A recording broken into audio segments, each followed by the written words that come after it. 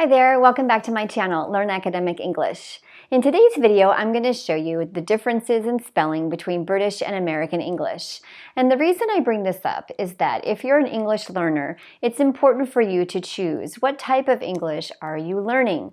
It's my opinion that it's an important choice for you to make because there are enough differences in vocabulary, spelling, and especially pronunciation, that it makes your task easier when you choose one type of English to learn.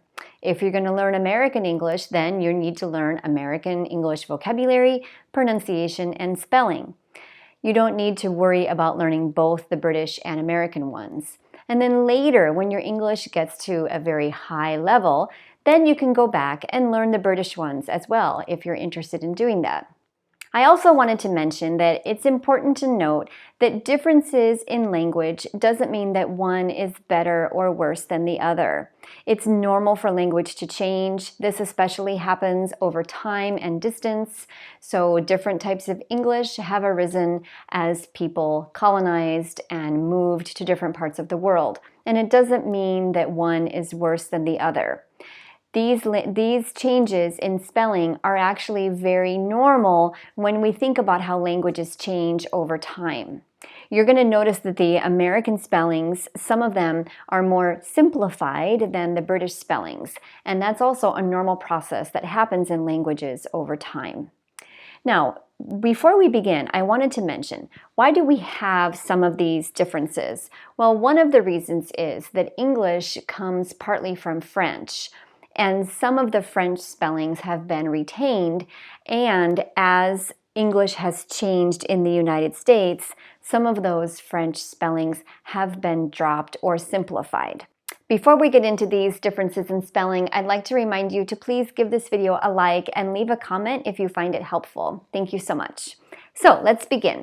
The first group of words we're going to look at is a very common group, and that's the words that end in OUR in British spelling and OR in American.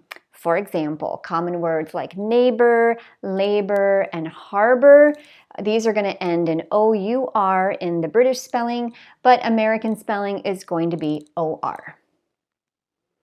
Okay, next we have some past tense verbs that will have a T at the end. In British spelling, sometimes you can see that some past tense verbs end in a T, as in misspelt or dreamt. But in the American spelling, we use the ED spelling. Okay, the next one is some words like program and ton and canceled that have a double consonant and E. So for program and ton, in American spelling, it's simplified to program and ton. For this one, when we have the verb cancel, that ends in L, when it's made into the past tense or the past participle, the L is doubled and then ED. But in American spelling, we don't double the L in that case. So we have just canceled. Okay, in the next group, these are words that end in CE in British spelling, as in offense, license, and defense.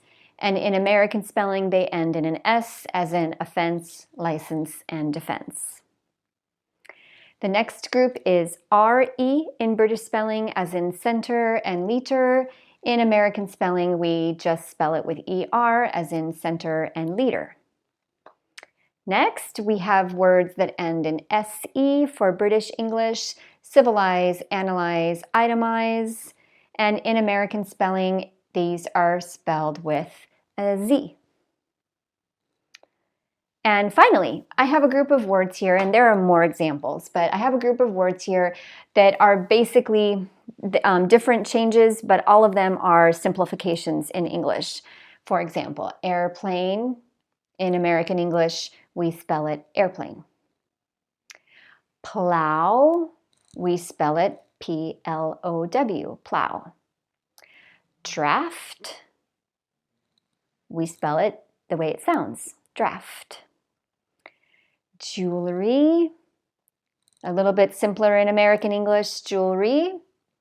And finally, maneuver. This is definitely a connection to the French here with the spelling. And in American English, we spell it maneuver.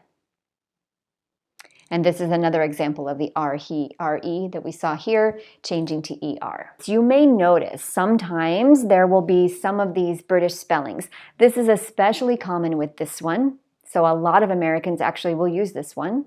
And you can also hear some Americans use the T ending on verbs. I don't know exactly why this happens, but some Americans may mix some of their spellings. But it's very rare for us to ever use this one or these spellings that would be considered maybe more complicated. And definitely we never use these in American English. And if you're studying or working in the US and you're using a computer program that it has American English on it, you'll also notice that it may correct your spelling for these British spellings. So if you've learned British English in the past and then you want to use American English, it is important for you to relearn these spellings because in American English, these are what are considered standard. If you have any questions, let me know, but I would love to know from you, what differences can you think of between British and American spelling? Because there are more examples than just these. I'll put these categories down in the description box below to help you remember, but let me know what other examples you can think of. Let me know if you have questions. Take care, and I'll see you back here next time.